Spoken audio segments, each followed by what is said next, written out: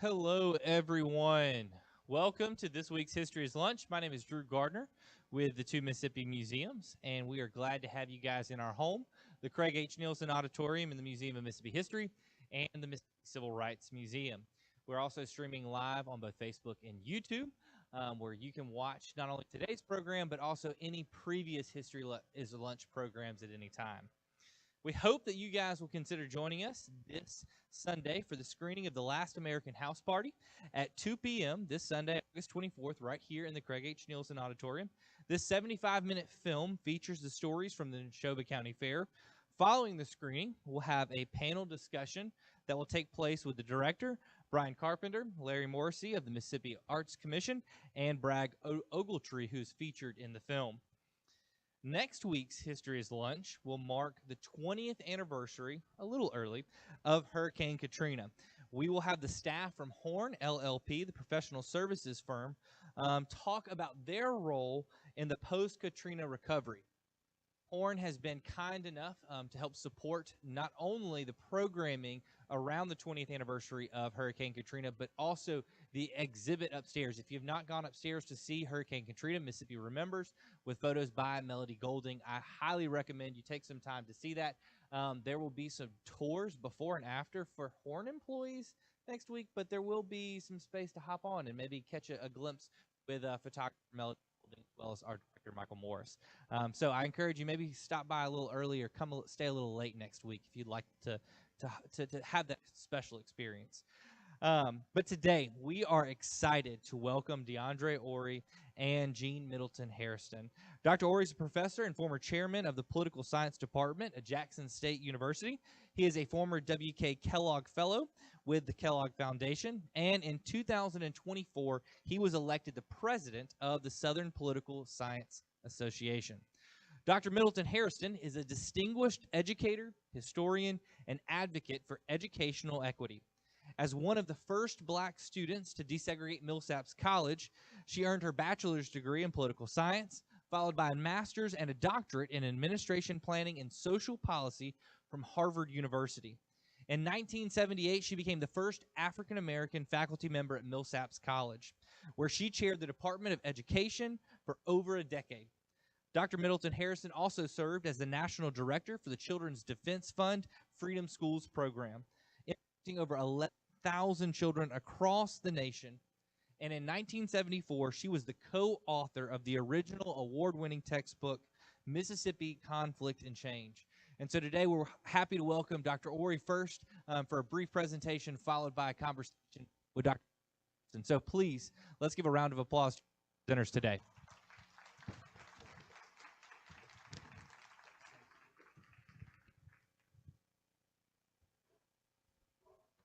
Good afternoon. First of all, let me just say it's been an honor and a pleasure to work on this book. And just as importantly, it's been a pleasure to get to know Dr. Jeanne Middleton Hairston, one of the original writers of this book. Now, Mississippi Conflict and Change, one thing I want to note here is that in the original book, you'll see that the two authors on here, or editors, were James Loewen and Charles Salas. But one thing I want to note is that I wanted to include all of the writers because they deserved the attention because of their hard work. And it was written by James Loewen, Charles Salas. I helped to revise this piece. The original book was also written by Jeanne Middleton at the time, R. Bruce Adams, James A. Brown, Olivia Jones Love, Stephen C. Emmer, and Marilyn Harris. So I just thought it was important to include them because of the hard work that they did on the original book, which otherwise this book wouldn't be possible. Now, why this book is important? This book is extremely important because it was one of the first books in this country to be banned. And it was banned because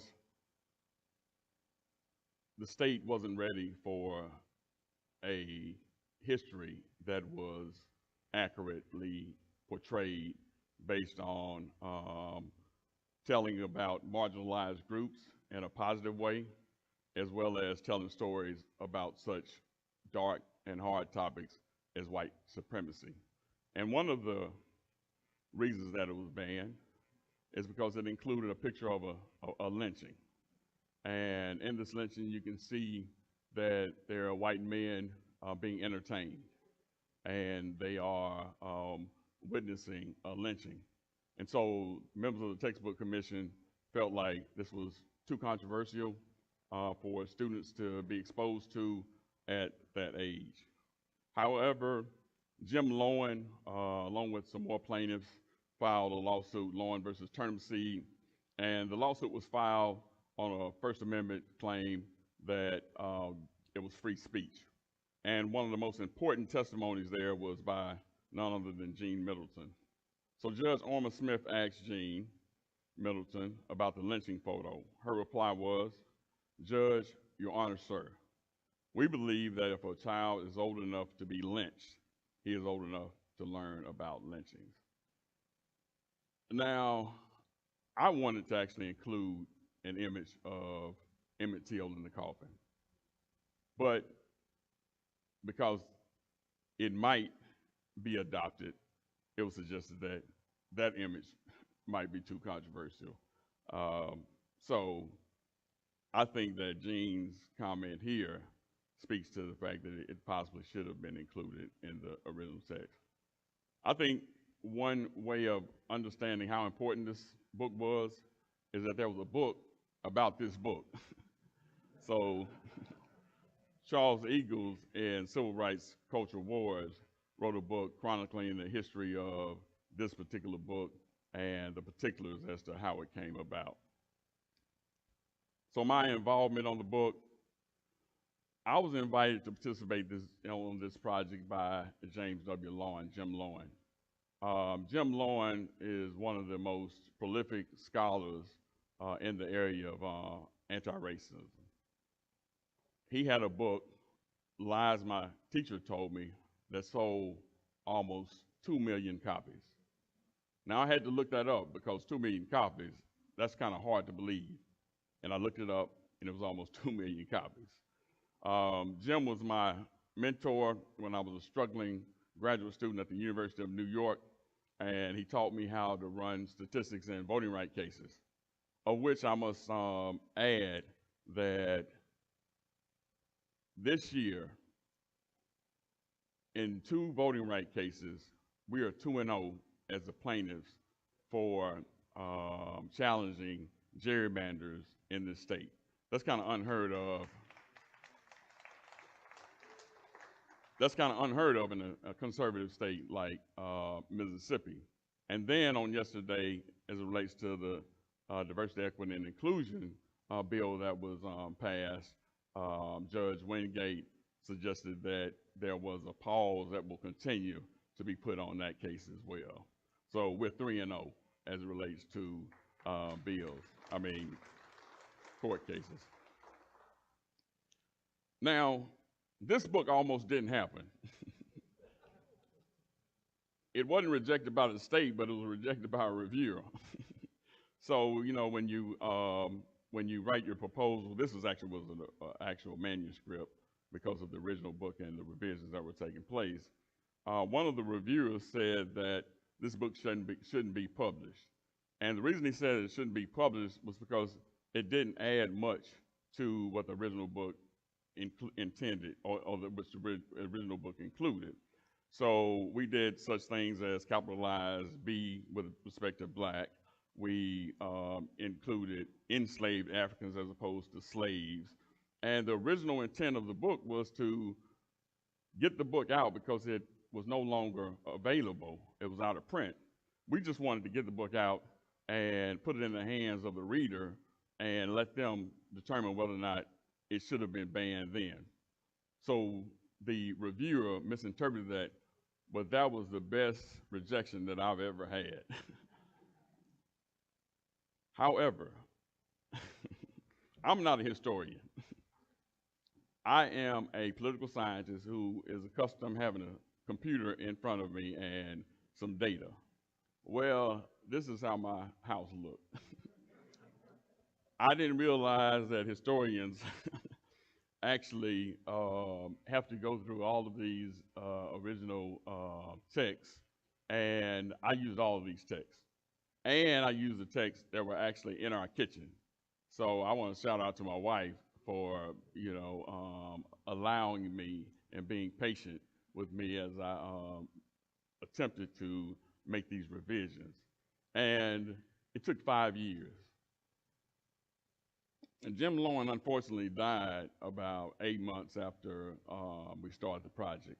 And that meant that based on his request that I had to continue the book because he brought me on because of my expertise in politics, and he wanted us to add more about politics, and he would have actually done the edits as relate to the revisions.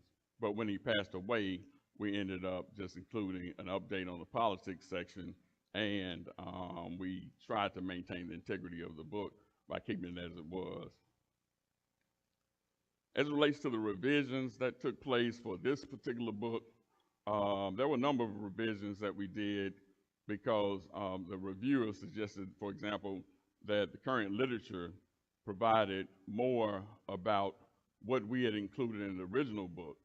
For example, with Native Americans, Jim Barnett suggested that we write more about mixed race Native Americans and how they sold out Native Americans because they could actually engage in negotiations with Native Americans, but in doing so, they ended up getting more out of the deal and ceding the land that the Native Americans had.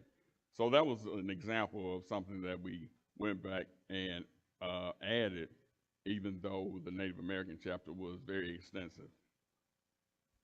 Also, hoping that the book would eventually be adopted by the state for students to read as well, we wanted to provide some topics that would be appealing to them. And so this is David Banner, who's a Mississippi hip hop legend, and he's actually from Jackson, Mississippi. And I was able to get a very well-written piece from Charlie Braxton that was in the Jackson Advocate, who did a very extensive piece on hip hop in Jackson. And so that really helped me out in terms of fleshing this particular chapter out.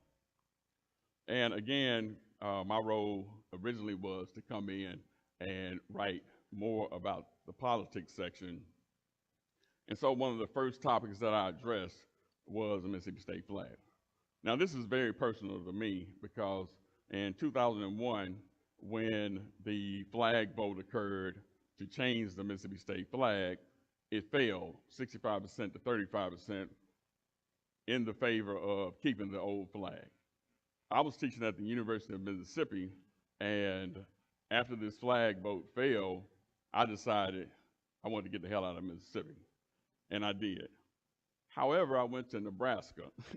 So you know it had to be pretty bad if I left here to go to Nebraska. And it was only because it's cold and a little bit more. So in this particular section, I write about people like Macy Brown. Macy Brown was a 17-year-old student at Murrah High School who was able to get folk mobilized to protest, and it ended up being one of the biggest protests since James married the protest in 1966 during the Meredith March. And also Colin Hill, who's a Mississippi State football player, who said that he wouldn't play at Mississippi State until they changed the flag. And eventually, as you know, we did change the flag. Now here I was reluctant on including these maps, but let me try and explain this. This area is the Mississippi Delta, and these dark areas are majority black counties. In 1962, this is what District 2 looked like. It was majority black. And then in 1966, immediately following the passage of the Voting Rights Act, they gerrymandered. And if you can understand this, they split the districts up, where no longer were blacks a majority, but now they were like 30% here, 30% here, 20% here, so on and so forth. And that meant that they could not elect a candidate of their choice, so they couldn't elect a congressman. So in 1966, just like 1962, 63, before the Voting Rights Act, they couldn't elect a congressperson. They couldn't elect any candidates of choice before 1965 because the voter registration was only 6.7% black in 1962. I also was reluctant to include this particular graph, but let me try and explain this. Over time, the Republicans or the parties realigned. So in 1980, 91% of senators in the state legislature were Democrat. And of course, they were Democrat over the years because the Republicans were the party of Lincoln. And because Lincoln was supportive, quote unquote, of abolishing slavery, the South were voting Democrat. But over time, the Republicans' ideology changed and they became more racially conservative. And as you can see, many of them began to switch parties and become Republican. And so you see a decline in Democrats and an increase in Republicans. And so over time, Republicans actually took over to the point that now, oh no, now and later.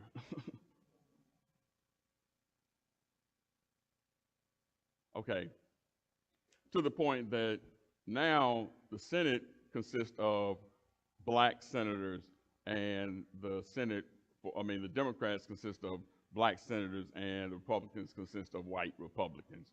So it's basically black and white in the state legislature.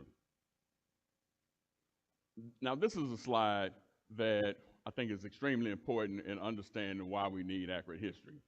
If you look at the Mississippi Delta again, this is where they had the largest percentage of slavery and enslaved Africans. And then if you go to 2020, this is proportion of people in poverty. And so you can actually take this and overlay it over this, and you get almost the same thing. And so unless you understand the systemic problems here as it relates to the fact that there was no economic development here since slavery, and that's why people here are on federal aid, such as welfare, Medicaid, so on and so forth, you can go out thinking that black folks in the Mississippi Delta are simply lazy. And this is why we need accurate history taught so that you can understand that that simply isn't the case. We also expanded on discussions of white terrorism and white supremacy.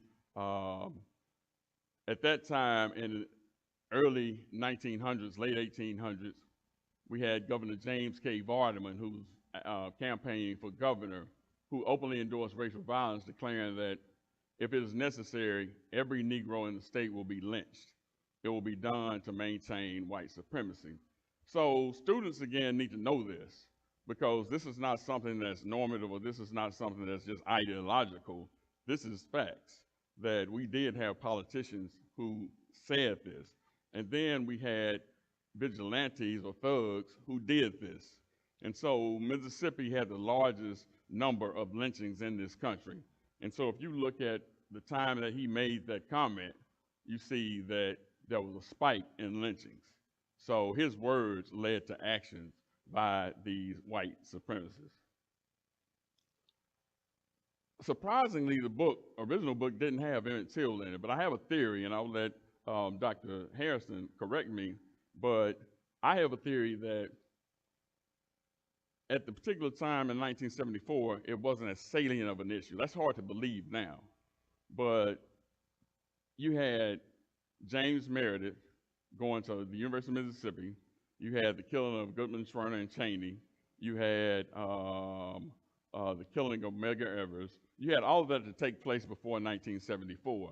And so it could have been the case that it just wasn't as important, again, hard to believe, as some of the other issues that were covered. And, you know, in the 1950s, there simply was an open season against blacks in terms of killing blacks. You had Lamar Smith, who was actually killed right on the courthouse, on the courthouse in midday at 12 o'clock, and nothing was done about it. So why were there all these lynchings? I suggested there was this Negrophobia. And the Negrophobia is this notion that whites would never return to Reconstruction. Reconstruction was the era in which blacks actually gained some leadership in political elected offices, and for whites, they never would be under the control of whites again. And V.O. Key in Southern Politics and State and Nation, he gives an explanation that in areas where you have high concentration of blacks, this is where you're going to find the most lynchings, the most violence, and the most support for racist candidates, because there's a threat that blacks pose towards whites, against whites. 1890 Constitution, they moved away from terrorism and said that we need to codify, or we need to make laws that will eliminate blacks from voting. And so they did. They had the literacy test, which suggested that you know, those who could not, or that were literate, so to speak, were impacted the most, and that would be African Americans, because out of slavery they weren't as educated. And then they had the poll tax, whereby blacks at that time did not have as many jobs, and they didn't have the funds to pay those taxes. But the most important point I want to make here is a discussion about Isaiah T. Montgomery, who was the founder of Mount Bayou. Isaiah T. Montgomery was the lone delegate, black delegate at the 1890 Constitution. And he actually voted in support of taking the black vote away. Now, some people suggest that he was Uncle Tom, but Matthew Holden, who just passed away, actually convinced me that it was more to it than that. And what was more to it than that is that F.M.B. Cook Marsh actually was killed 2 weeks before that and he was a white man, because he did not support taking the vote away from blacks. Now, if a white man was killed, I can imagine what Isaiah Montgomery was thinking, that he would possibly be killed as well. But also I think that because he had founded Mount Bayou, he believed that by him not supporting, or by him supporting the disenfranchisement of blacks, he would receive, for example, more support from the state. We also tackled the issue of brain drain. Brain drain is the loss of young population from this state. And one of the most important points, I think, is that you have more whites leaving the state than you do have blacks. And there's some implications there. If predominantly black schools, or HBCUs, are receiving less funds, and predominantly white institutions such as Mississippi State, University of Mississippi, are receiving more funds, that means that we are training students at those predominantly white schools to leave the state and work for someone else, while we're not investing in the students who are actually staying in this state, which I think is really problematic. My cousin went to Alcorn State University, and she said, I mean, profound, she said that Alcorn, we produce like family gardens. We have peas, we have greens, we have tomatoes. But then if you look at Mississippi State, they have cotton, they have soybeans, they have cows, everything that'll take to be successful in the agricultural industry. Now, this is something that I really wanted to include and did include, but I really wanted to drive this point home. This is black power versus white power. The Child Development Group of Mississippi was funded by the federal government. and it circumvented the state government. So the federal government provided to blacks in order to provide, such services as preschool or Head Start rather, and Stennis and Eastland, the two white senators who were segregationists, they were so mad that they suggested, for example, that there was mismanagement of funds and that the federal government should take those funds back. The federal government eventually took those funds back. Here, I want to look at the changes in population by county. I should have done this by city, but I think I'll still be able to drive the point home. In Madison County, there has been a roughly 15% increase since 2010 in population. In Rankin County, there's been roughly 11% increase in population, and in Hinds County, there has been a 7.15% decrease. Now, if you looked at Jackson, for example, you'll see that 50,000 people have left the city of Jackson, and that's not just white flight, that's black flight as well. Just a few nuggets I think we include in the book is the first black to attend the University of Mississippi was not James Meredith. It was a guy by the name of Harry Murphy who was passing for white. And so that was just a nugget that we include in there. We also include Jones County football team as being one of the first, or the first team to play an integrated school. This was in 1956. So it wasn't Mississippi State playing Loyola. We also include issues, or not issues, but anecdotes as it relates to black people not being docile, and they actually responded to violence with violence. We look at student protests, for example, at Mississippi Valley State University, a historically black university, 900 students were sent to punishment because of student protests at a historically black university.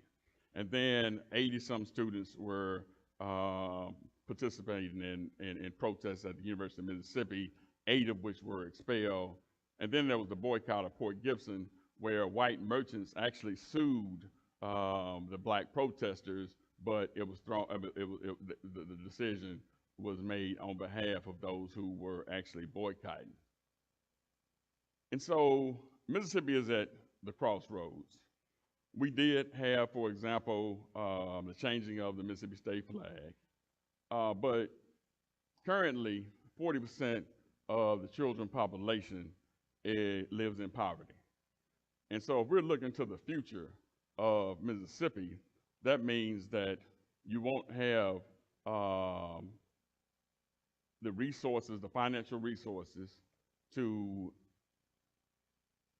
develop economically, to provide opportunities as it relates to jobs. In other words, you'll have less folk in the workforce because of poverty, and you won't have those individuals who can contribute to society.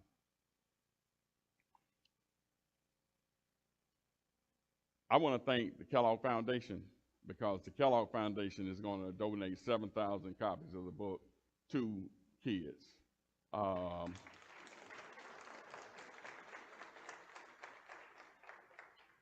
We assume that the book will be banned again. We did receive an email where an individual from the Department of Education said that it was too controversial, and Mississippi Department of Education said that that wasn't the case, and that individual didn't speak on behalf of the Department of Education. So I want to make that disclaimer. But he did say it, or she did say it, which is problematic for me. So I want to thank you for listening, and at this time, I want to bring up Dr. Jeanne Middleton Hairston, one of the original writers of Mississippi Conflict and Change.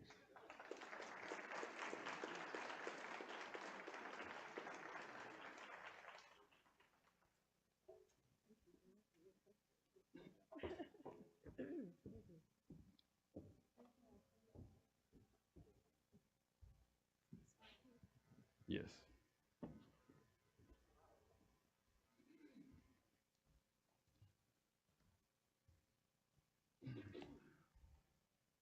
So how are you doing today? Oh, I'm fine, but but a little nervous. I haven't been out on this kind of circuit in years. I'm a retired professor and grandmother. That's what I do. But I'm so happy to be here, and I appreciate getting to know this brilliant young brother. And I'm so happy to see so many of y'all to come out and join us in talking about the fabulous history of this great state of Mississippi. Well, I want to ask you a question. And the question I want to ask you is, how did you become a part of Mississippi Conflict and Change, and you were a student at Millsaps about to help author a book? I know it's because you were brilliant, but other than that. That's a great question. I'm happy to describe what happened. I, excuse me, I went, oh boy. I went to Millsaps College because I wanted to do my part in the desegregation of our city and state. And so I chose Millsaps because it was predominantly white, and I was the only black person in my dormitory because they wouldn't put me with the white students, which was fine with me. I went my whole 4 years with a room of my own when I was in college. But I just decided to go. Several of my friends who grew up in West Jackson integrated like Provine High School, but I'm a Jim Hill graduate, and I said, no, no, no, I'm not leaving Jim Hill. I was getting ready to my senior year.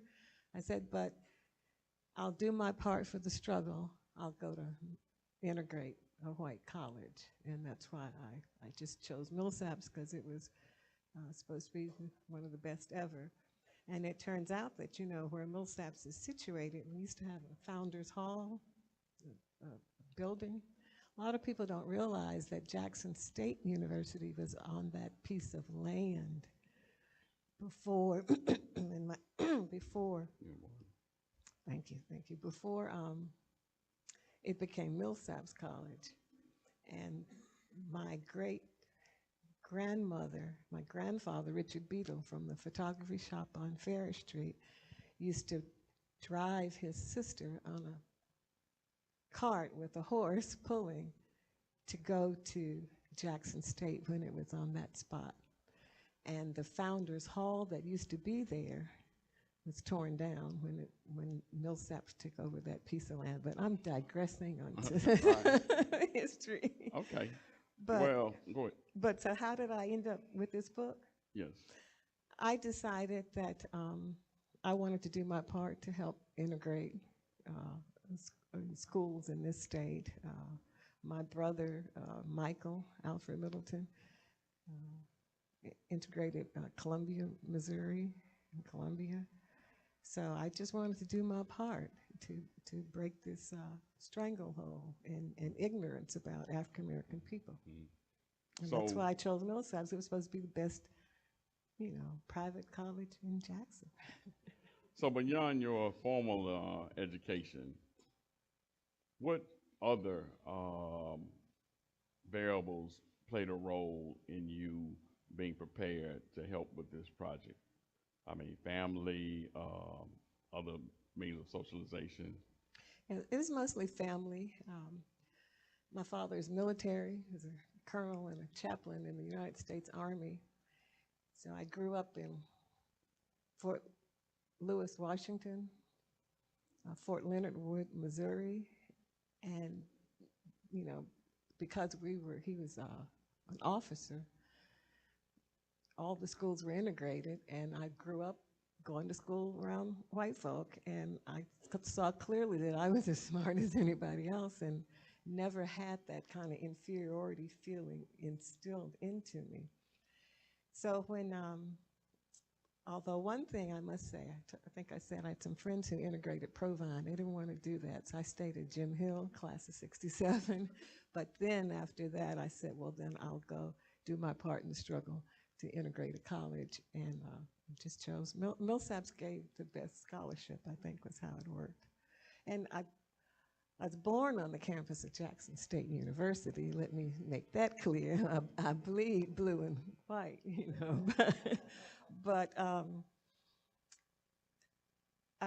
said that's too close to home, so and I wanted to do something a little bit more challenging for me personally than to go where I was born and everybody knew my father and, you know, that kind of thing. So can you tell us about, because the individual that encouraged you to be a part of this project was Dr. Salas. Who was Dr. Salas, and what role did he play in your life?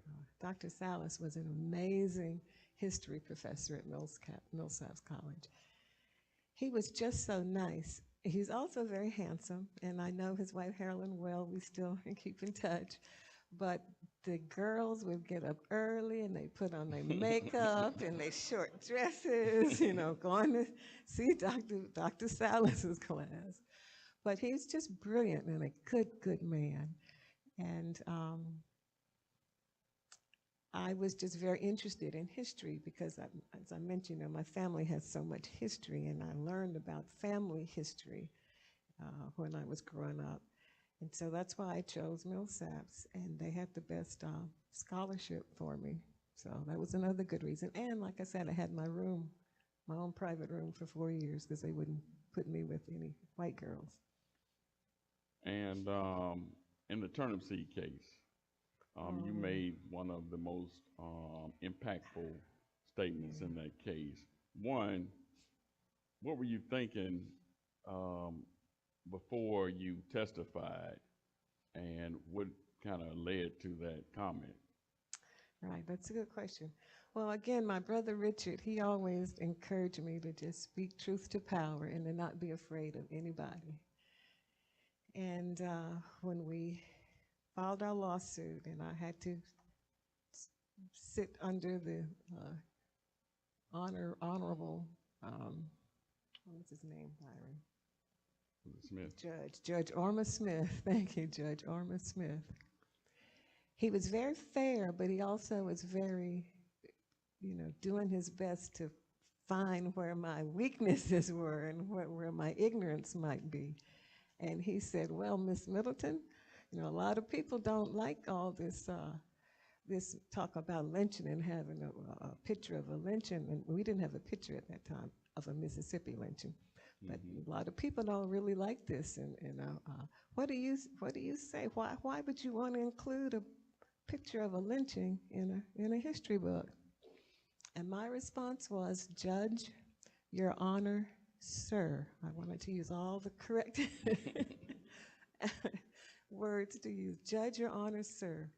We believe that if a child is old enough to be lynched, that child is old enough to learn about lynching.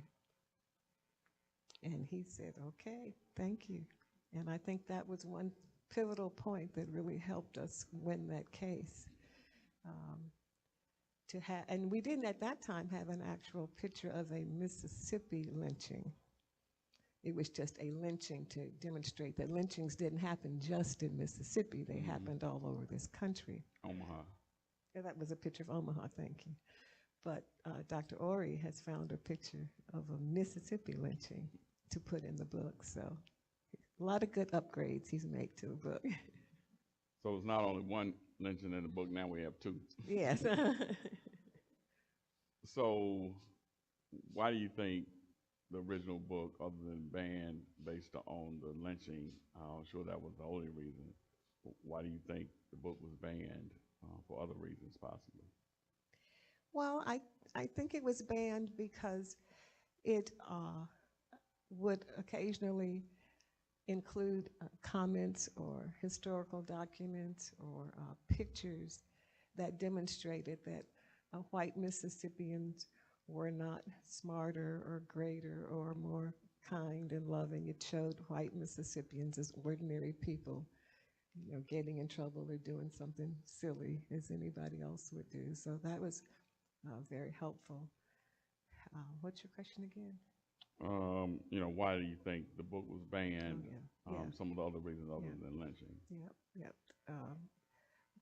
Probably portraying whites in an honest way as well.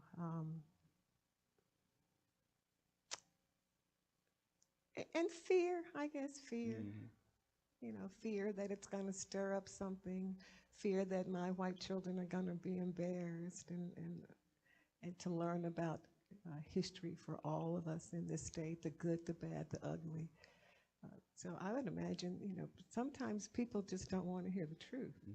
And they certainly don't want their children to be exposed to the truth because, we mamas and grandmamas, we're trying to protect our children from the ugliness of the world, but you can't because as soon as they get of age, it could be 12, 16, whatever age, they're going to be confronted with the ugliness of some of the realities of our country. As any country, in any state, that's just human nature, human beings trying to figure out how to live in the world. And I think it impacts both blacks and whites. Oh, certainly, certainly. Whites, because if they did know the facts and the truth, just like I showed with the slavery and the poverty picture, then it would minimize, may not eliminate, but it would minimize some of the negative stereotypes that they have of blacks, and then possibly support more progressive policies because, for example, in the Delta, there was no economic development. They may be more amenable to assisting with federal grants and whatnot for that region. And for blacks, I think there's this fear that if you do teach the facts, then it would increase that racial identity and will lead to more activism. And so, that's why I think, to your point, there is this fear. No, I would agree with that completely. Because we still have that piece of the ugly underside of Mississippi, as every state has an ugly underside, but Mississippi, who was it? Mississippi, Nina Simone, Mississippi, goddamn. So, but Mississippi takes the biggest brunt, I think, of that history of ugliness. But it's in every state across the United States. And an argument might be made that it's in other states because they use the blueprint out of Mississippi. That's a good point as well. Even today, when you go back to Vardaman and the N-word every day, Bilbo, the N-word every day, they may not say the N-word now, but they get very close to it. Oh yeah, they can slur it over.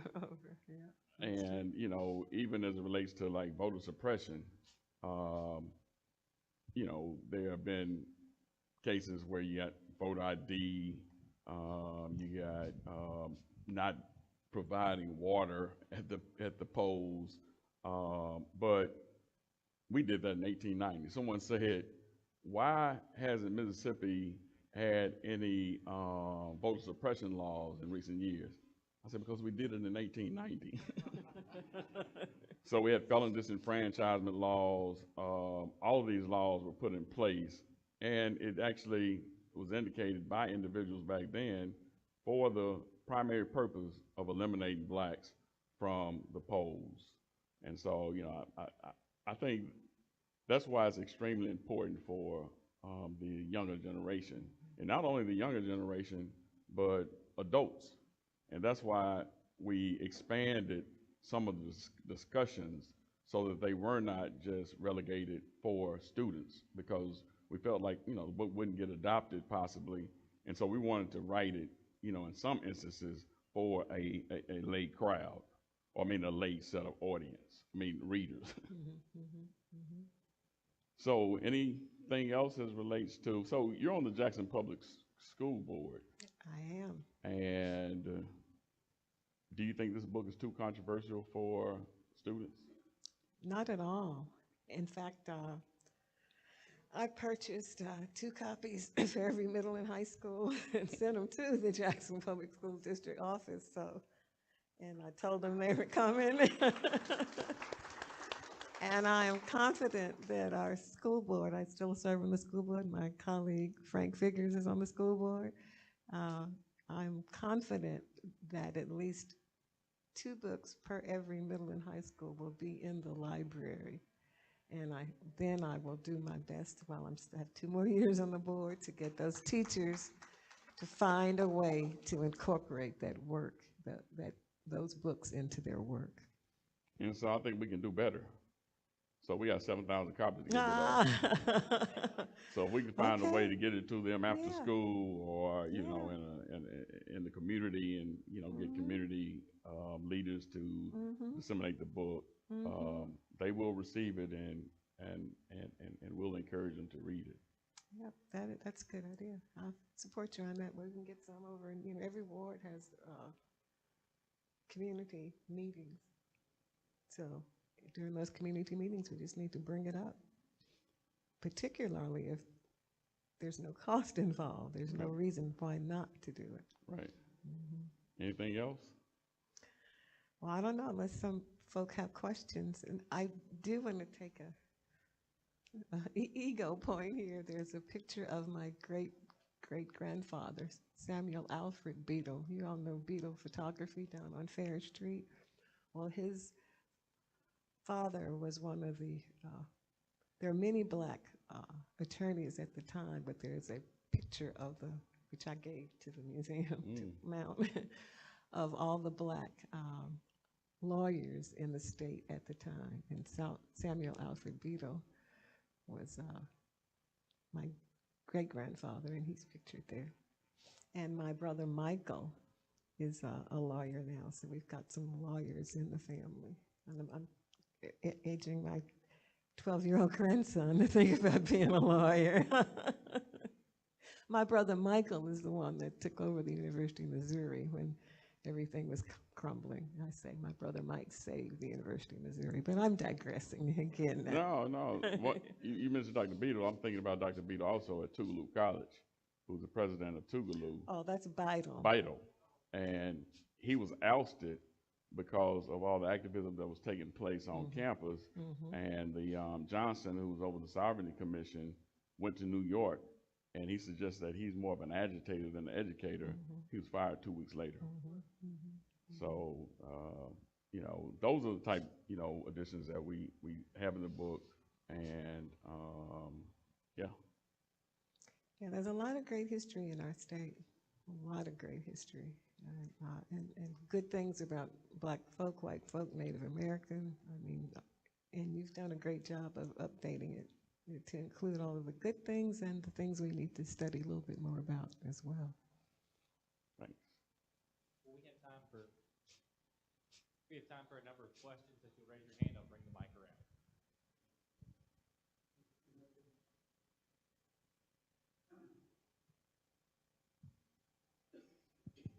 we go. Thank you for your time. I enjoyed it. I'm learning more and more. There's a quote from James Baldwin. He said, "If we can't tell the truth all our past, we will live in it." And I believe in that. I learned, I moved here from Michigan in the 80s, but I learned while I was here. All right. I learned that during the time they were changing the flag because of the murder of George Floyd, and they changed a lot of the statues. But there's a professor, I don't recall his name, but he's on the YouTube from the University of Mississippi. He said he wondered why they didn't include the name Ole Miss. Because Ole Miss, the origin is the slave owners, mistresses, the slave owner would have the slaves call the slave owners' mistresses Ole Miss. And so he said that should have been in that while it was dealing with the statue and the flag. That's his opinion. It's on YouTube. But are you familiar with Dr. Joy DeGruy? Yes. Post-traumatic slave syndrome. Yes. And in her curriculum, post-traumatic slave syndrome. The picture you had with the slave or the hanging, the lynching, she has in her book that the whites invited the children from the schools and closed the schools down so the children could come and watch. And they even would burn the person that they would hang, and they would cut parts of the body off and take home and put on in their houses. But I appreciate that, and like I said, just bringing the truth out does a lot to help with healing also. Thank you. We include both discussions of Ole Miss as well as the exhibit of, you know, blacks being lynched, cutting off their ears. You know, we get pretty graphic because it's fact. I perused the book, you know, several times. I think, although it's banned, I think if I was teaching a college course, I'll find a way to get the students to read it. Whether it's music, literature, history, politics, law, I will find a way to get them to read it. Yeah, so And I don't like hip hop, but I'll learn more hip hop. I will find a way to teach it. After teaching 50 years in college, I'll find a way. well, it still has a chance. I said it still has a chance based on the response from the. That's right. That's right. But the book, Bro Holmes, the book still has a chance. Mississippi Department of Education said that that was an official statement made by the individual who responded to the email. I won't respond to that in terms of what I teach. However, because it's banned as well, but however. I have two questions. What are some of the consequences of a teacher or a school still moving forward with a banned book, number one? Number two, what are some of the strategies that you hope to employ to convince teachers to still teach parts of a particular banned book?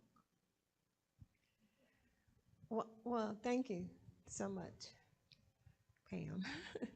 I don't foresee any problem with the Jackson Public School District.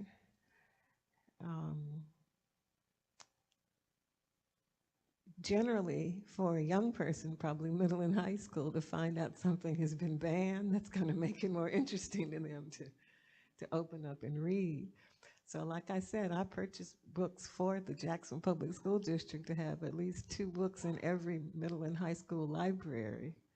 And I hope that they go and explore and check out the book and read. And like I say, my brother, Frank Figures, we're still on the board and we're still fighting, fighting for justice for our children and youth.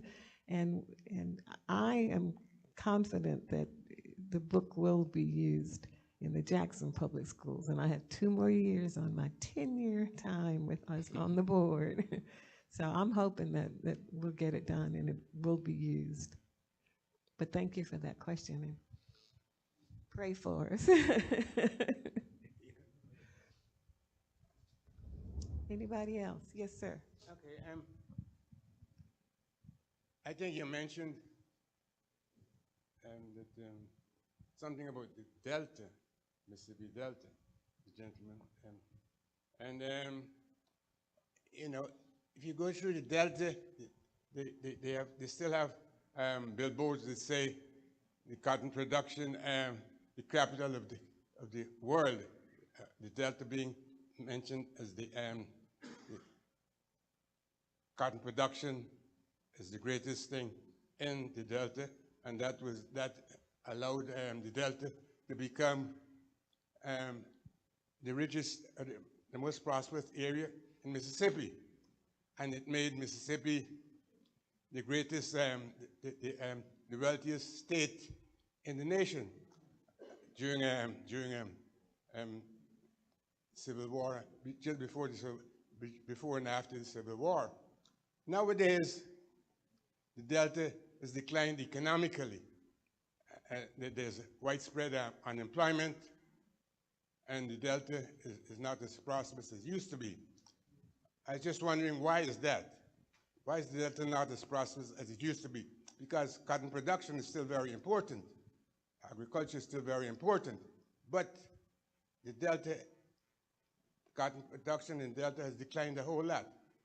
I was just wondering, why is that, and why is there such high unemployment, and Mississippi has now become the poorest state in the nation? Yeah, so well, I think we tried to hit on that. Simply put, There's been no economic development in that region. I mean, that's just a simple response. Yeah, I mean, parchment is the only means of employment in that region.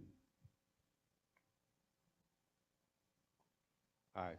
What are your current thoughts on the president of this country who wants to erase so much of Black history in this country, yet you still see them putting up Confederate statues or bringing them back, but you want to hide one part, but you want to promote another part? What do you think about that?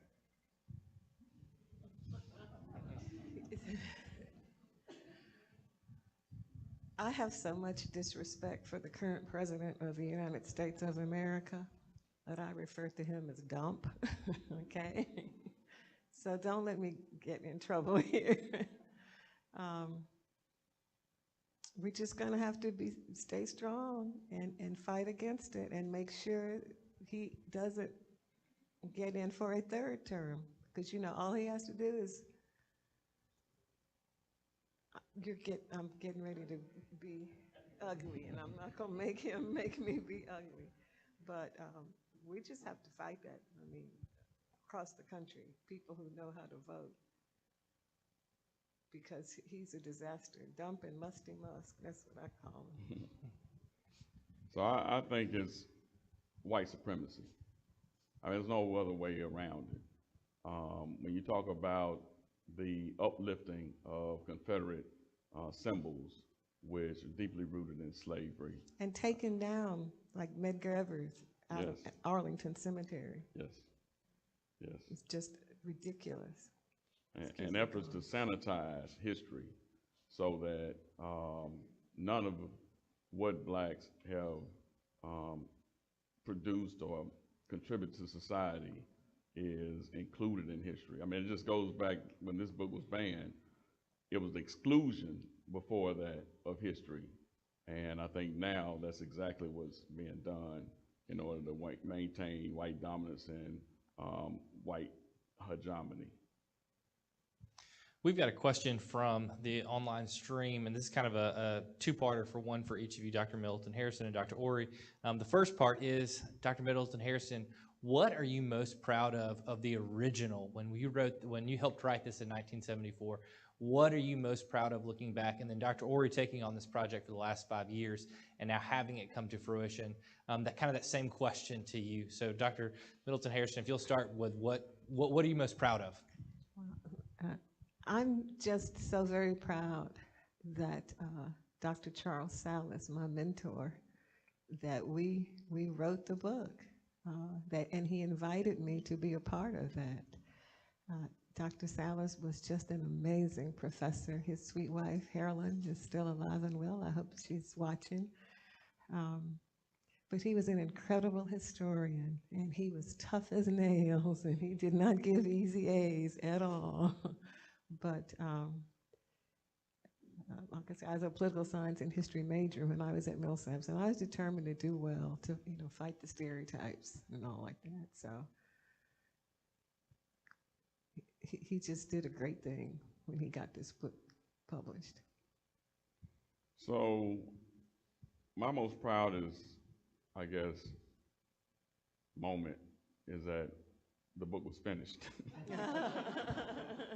As you saw my table, that was 5 years worth of research. And it wasn't just adding to the politics section after Jim died, it was an entire history book. And I'm not a historian.